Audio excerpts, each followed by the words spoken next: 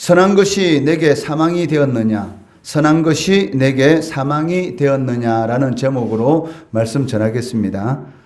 바울은 오늘 본문 말씀을 통해서 율법의 본래 역할이 무엇인지, 그리고 기능이 무엇인지, 그리고 거룩하고 선한 계명을 악하게 이용해서 사망을 불러오는 죄에 대해서 고발하고 있습니다.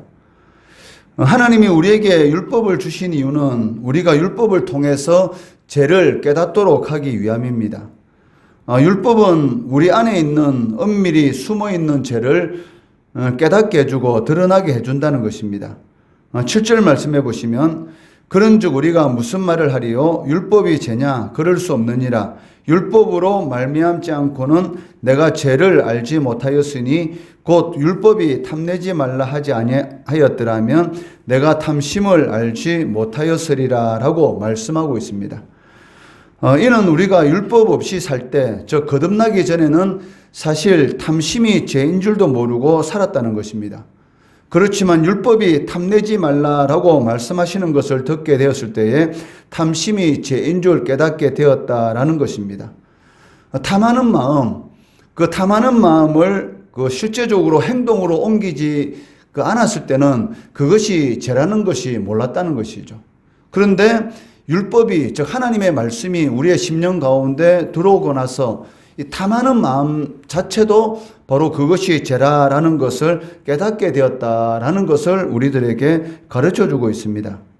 이는 하나님의 말씀을 접한 후에는 그동안 아무렇지 않게도 행하던 그런 모든 것들이 죄라는 것을 비로소 깨닫게 되었다는 것입니다.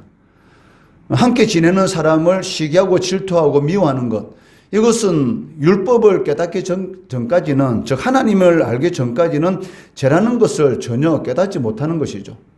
나와 생각이 다른 사람에 대해서 미워하고 시기하고 질투하는 것, 그것이 아무렇지 않은 것처럼 우리가 행하였는데 이 하나님을 믿고 나서 저 계명이 우리의 심령 가운데 들어오고 나니까, 즉 내 이웃을 미워하고 시기하고 질투하는 이런 모든 것도 죄라는 것을 그때부터 알게 되었다라고 말을 하고 있습니다. 죄는 우리를 사망 곧 죽음으로 이끄는 것입니다. 사실 율법을 알지 못했을 때는 우리는 자신의 의로 당당하고 자신감 있게 살 수 있었습니다. 하지만 이 계명을 알고 난 이후에는 우리 속에 있는 죄가 나를 지배하고 다스리고 있다라는 그러한 사실을 알게 되었다는 것이죠. 9절 말씀해 보시면 전에 율법을 깨닫지 못했을 때에는 내가 살았더니 계명이 이름에 죄는 살아나고 나는 죽었도다라고 말씀하고 있다는 것입니다. 그러니까 율법을 알지 못했을 때는 육신적으로 살아 있었으나 이 죄로 인해서 실질적으로는 죽은 자와 다름없는 그러한 비참한 상태라는 것을 발견하게 되었다는 것이죠. 우리가 예수를 믿기 전까지는 영적으로 죽은 존재다라는 것을 알았겠습니까? 전혀 모른다는 것이죠. 거듭나기 전에는 예수를 믿기 전까지만 하더라도 우리가 하나님과의 관계 가운데서 영적으로 죽었던 자들이었고, 죄로 말미암아 육신적으로 죽을 수밖에 없고, 그리고 죽음 이후에 모든 것이 끝나는 것이 아니라 죽음 이후에는 영원한 사망, 즉 지옥 형벌이 있다라는 것을 예수를 믿고 나서 알았던 것이지, 실질적으로 예수를 믿기 전까지는 전혀 그런 것을 알지 못했다는 것이죠. 또한 예수를 믿기 전까지 우리가 조상들에게 제사 지내는 것이 죄라는 것을 알았습니까? 무덤에 찾아가서 상을 차려놓고 그 앞에 절하는 것을 우리가 죄라는 것을 알았습니까? 길을 걸어가다가 이 점쟁이 집이 보이면 그 안에 들어가서 그냥 심심풀이로 재미로 점을 보는 것이 과연 우리가 죄라는 것을 알았습니까? 전혀 몰랐다는 것이죠. 그런데 예수를 믿고 나니까 그런 모든 것들이 죄라는 것을 깨닫게 되었다라고 말을 하고 있고, 이러한 죄는 궁극적으로 하나님과의 관계를 파괴하는 것이고 우리를 영원한 사망의 길로, 즉 육신으로는 살아있지만 실질적으로는 죽은 자와 똑같은 그런 비참한 상태로 우리를 이끌어간다라는 것을 발견하게 되었다는 것이죠. 즉 이 꽃꽂이에 꽂혀 있는 그런 꽃을 보면 얼마나 아름답습니까? 그렇지만 그 꽃꽂이의 꽃은 살아있는 것이 아닙니다. 그러니까 겉으로 보기에는 살아있는 것처럼 보이지만 실질적으로는 그 이 줄기에서 잘려 나왔기 때문에 전혀 영양분을 공급받지 못하는, 일시적으로는 살아있는 것처럼 보이지만 시간이 지나면 시들 수밖에 없는 그러한 것이죠. 마찬가지로 하나님의 품을 떠난 존재는 겉으로 보기에는 살아있는 것처럼 보이지만 실질적으로는 죽어있는 그러한 존재라는 것을 하나님의 계명이 우리의 심령 가운데 들어옴으로 인해서, 즉 하나님의 말씀이 우리에게 들어옴으로 인해서 깨닫게 되었다라고 말씀하고 있습니다. 즉 이것이 바로 전에 율법을 깨닫지 못했을 때는 내가 살아 있었지만 계명이 우리에게 들어옴으로 인해서 내가 죄인이었구나, 내가 영원히 죽을 수밖에 없는 그러한 존재였구나라는 것을 깨닫게 되었다는 것이죠.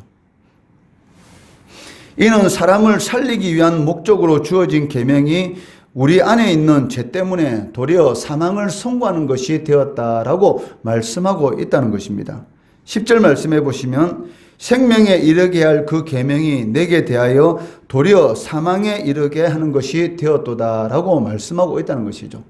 그러니까 율법이 우리에게 주어지기 전까지만 하더라도, 우리가 하나님을 알기 전까지만 하더라도, 거듭나기 전까지만 하더라도 제가 죄인 줄을 모르고 살았기 때문에 내가 죄인이구나, 내가 영원히 죽었던 존재이구나라는 것을 알지 못했다는 것입니다. 그렇지만 하나님의 말씀이 우리의 심령 가운데 들어오게 되고 우리가 어떤 존재인가를 밝히 드러내었을 때에 오히려 그 계명이 내가 죄인이라는 것을 깨닫게 되었고 영원히 죽을 수밖에 없는 그런 존재라는 것을 깨닫게 되었다. 즉 도리어 사망에 이르게 되었다라고 말을 하고 있습니다. 하나님은 우리가 옳은 길, 선한 길을 가도록 이 계명을 주셨습니다. 그렇기 때문에 이 계명에는 거룩하고 선한 하나님의 뜻이 담겨 있다라고 말씀할 수가 있습니다. 그러나 우리 안에 있는 이 죄는 이런 선하고 의로운 이 율법을 악하게 이용해서 우리를 사망으로 이끈다는 것입니다. 11절 말씀해 보시면 제가 기회를 타서 계명으로 말미암아 나를 속이고 그것으로 나를 죽였는지라라고 말씀하고 있습니다. 죄는 이 거룩한 율법을 이 방편으로 삼아서 우리 안에 있는 온갖 탐심을 그 육신적으로 채우게 만들고 궁극적으로는 우리를 이 죽음으로 이끈다는 것입니다. 계명은 뭐라고 말합니까? 내 이웃의 집을 탐내지 말라, 내 이웃의 것을 탐내지 말라라고 이렇게 말을 하고 있습니다. 그러니까 하지 말라고 하면은 자꾸 하고 싶은 것이 이 사람의 본성이라는 것이죠. 하지 말라고 하면은 자꾸 그것을 행함으로 인해서 도리어 분명히 이 율법이라는 것은 선하고 어려운 것입니다. 이것을 하지 말라라고 하면 안 하면 되는데 하지 말라는 것을 자꾸 우리 속에 있는 이 죄는 하도록 우리를 유혹하게 만들고 결국은 그 하지 말라는 것을 이용해서 죄는 하도록 함으로 인해서 결국은 율법을 거스르게 만들고 우리를 영원한 사망으로 이끌어 간다라고 말을 하고 있다는 것입니다. 이렇게 죄는 모든 것을 속이고 왜곡시킨다는 것이죠. 13절 말씀해 보시면 그런즉 선한 것이 내게 사망이 되었느냐? 그럴 수 없느니라. 오직 죄가 죄로 드러나기 위하여 선한 그것으로 말미암아 나를 죽게 만들었으니 이는 계명으로 말미암아 죄로 심히 죄되게 하려 함이라라고 말씀하고 있습니다. 하나님이 주신 거룩하고 선한 것이 우리를 사망으로 이끌 수 있느냐? 그럴 수 없다는 것이죠.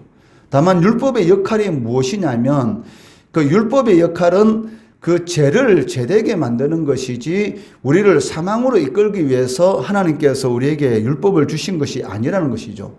다만 이 죄가 이 율법을 이 죄를 짓게 만드는 그런 전초 기지로 우리를 이용하게 한다는 것이죠. 우상 숭배하지 말라라고 했으면 우상 숭배를 하지 않으면 되는데 하나님이 아닌 다른 것을 자꾸 우리의 인생의 주인으로 만든다는 것이죠. 즉 하나님과 재물을 겸하여 섬길 수 없다라고 분명히 말씀했습니다. 그런데도 불구하고 죄는 뭐라고 말합니까? 하나님만 섬기면은 안 된다는 것이죠.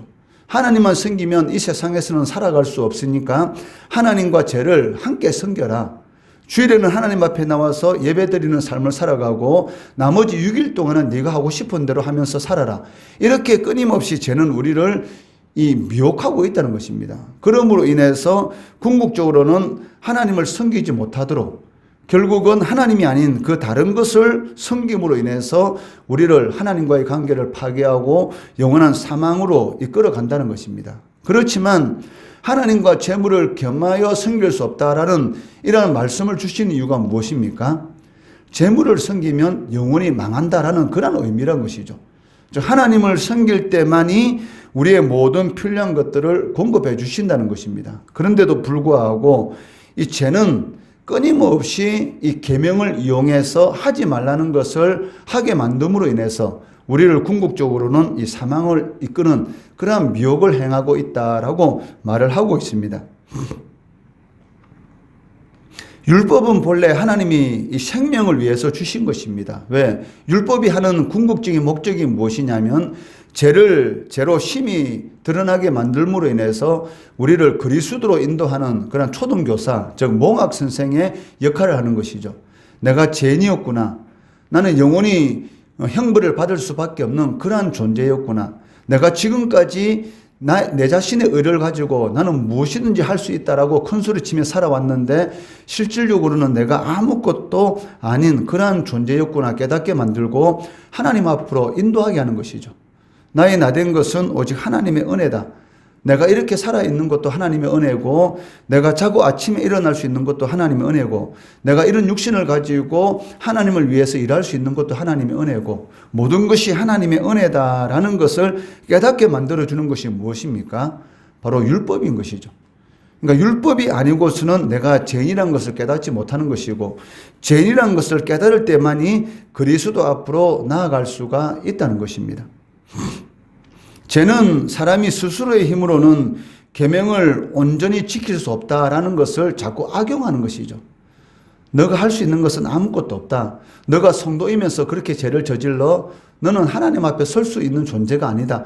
라는 것을 끊임없이 우리들에게 이렇게 추궁하면서 하나님 앞으로 나아가지 못하도록 만드는 것이 무엇입니까? 바로 이 죄라는 것이죠. 그렇기 때문에 하나님을 온전히 체험하지 못하고 하나님을 온전히 만나지 못하면 거듭나지 못한 그런 사람과 똑같은 삶을 살아갈 수밖에 없다는 것이죠. 즉 교인이라는 이름은 가지고 있으면서도 불구하고 하나님이 없이도 나는 살아갈 수 있다라는 그런 생각을 가지고 살아가는 사람들이 많습니다. 그렇지만 하나님을 온전히 만나고 인격 체험하게 되면 내 자신이 얼마나 무익한 존재인가를 하나님께서 나에게 베풀어 주신 그 은혜가 얼마나 큰지를 깨닫게 된다는 것이죠.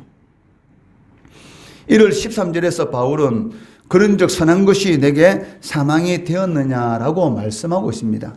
하나님께서 우리들에게 주신 것은 악한 것은 없습니다. 우리가 그것을 악하게 받아들이고 분명히 하나님께서 은혜로 주셨는데도 불구하고 그것을 은혜로 받지 않기 때문에 그런 것입니다.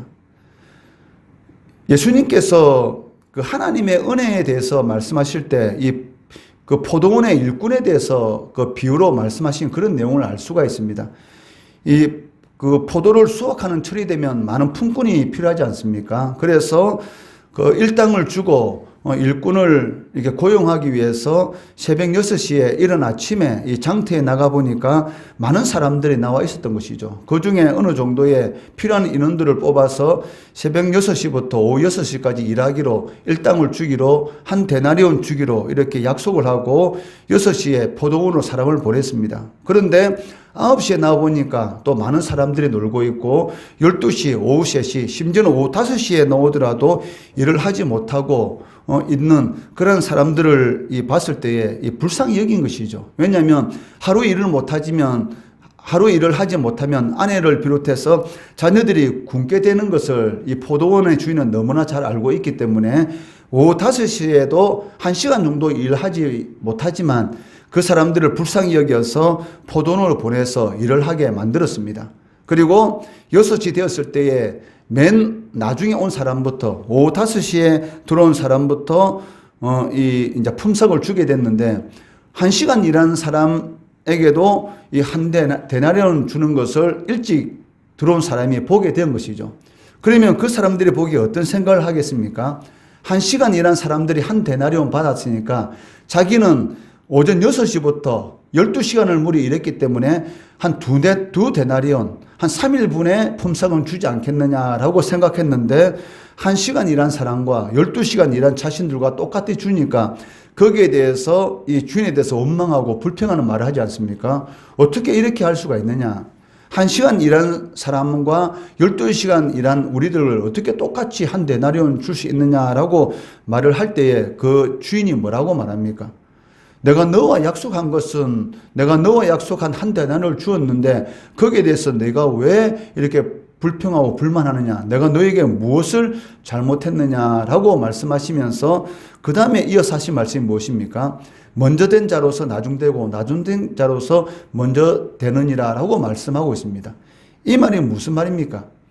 만약에 새벽 6시에 나갔을 때에 거기에 많은 사람들이 나와 있습니다. 지금도 이 장류시장통에 가보면은 이 많은 사람들이 새벽에 나와서 하루 일당을 받고 일하기 위해서 지금 이 시간도 이 장류시장터에서 서 있는 사람들도 이렇게 많이 볼 수가 있었거든요. 그런데 그 중에서 모든 사람들이 다 일을 하는 것이 아니고 몇 사람만 뽑혀 나가서 하루 일당 받고 일하는, 그리고 나머지 사람들은 그냥 이렇게 집으로 그냥 돌아가는 그런 모습도 제가 이렇게 본 적도 있습니다. 그런데 그 6시에 이 포도원의 주인이 자신의 포도원을 보냈을 때에 그때의 그 사람들 심정이 어떻겠습니까? 야, 오늘 하루 일할 수 있구나. 오늘 하루는 굶지 않고 내 아내와 내 자식들에게 맛있는 것을 사줄 수 있었구나라는 그런 마음을 가지고, 감사하는 마음을 가지고 이 포도원에 들어갔을 것입니다. 그런데 어느 순간인가 자신보다 적게 일하는 사람들이 자신과 똑같은 것을 받는 것을 보고 어떤 마음이 들었어요? 억울한 것이죠. 그러니까 주인이 베풀어 준 그 은혜는 잊어버리고 왜 내가 더 많은 일을 했는데 내보다 작게 일한 사람들에게 왜 똑같이 줄 수가 있느냐라고 하면서 그 주신 은혜는 잊어버리고 그 자신과 똑같이 일하지 않은, 자신보다 적게 일하는 그 사람들에게 똑같이 대화하는 것을 보고 그것만 눈에 들어오고 원망하고 불평하는 것을 이렇게 보게 됩니다. 그때에 나중된 자가 먼저 되고 먼저 되가 나중될 수 있다라고 말하는 것이죠. 이 말의 의미는 무엇이겠습니까? 하나님께서 우리 성도들에게 나쁜 것을 절대로 주지 않습니다. 그런데도 불구하고 자꾸 우리들은 은혜로 주신 것들을 은혜로 받지 않기 때문에 우리의 삶 가운데 이런 문제가 생기는 것이죠. 모든 문제는 하나님께서 주신 것에 대해서 은혜로 받지 않고 원망하고 불평하기 때문에 생기는 것을 볼 수가 있고, 그것이 궁극적으로는 우리를 사망으로 이끈다는 것입니다. 하나님께서 각 사람에게 필요한 것을 다 주십니다. 우리 눈에 보기에는 그것이 필요하지 않은 것처럼 보이고 우리에게는 고통스럽게 보인다 할지라도 그것을 또 합력해서 선을 이루시는 분이 하나님이신 것이죠. 그런데도 불구하고 선한 것이 사망이 되는 그 이유가 무엇이냐면 그것을 선하게 받아들이지 않기 때문에 죄는 그것을 이용해서 하나님 앞에 원망하게 만들고 불평하게 만들고 실족하게 만듦으로 인해서 결국은 우리를 사망의 길로 이끈다는 것이죠.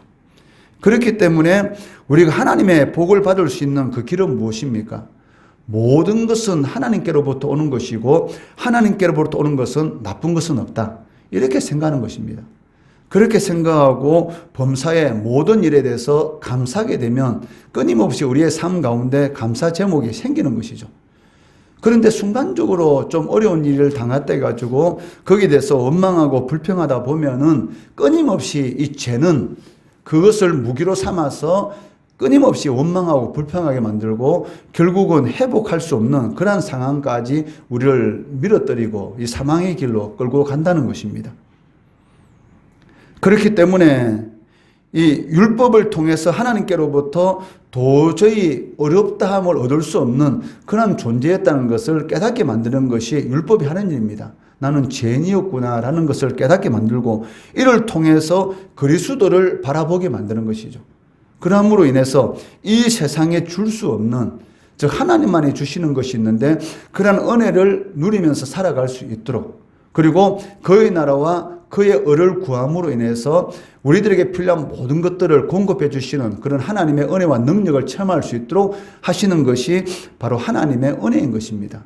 그렇기 때문에 이 율법이란 것은 나쁜 것이 아닙니다. 하지 말라고 할 때 안 하는 것이고 하라 할 때 하는 것.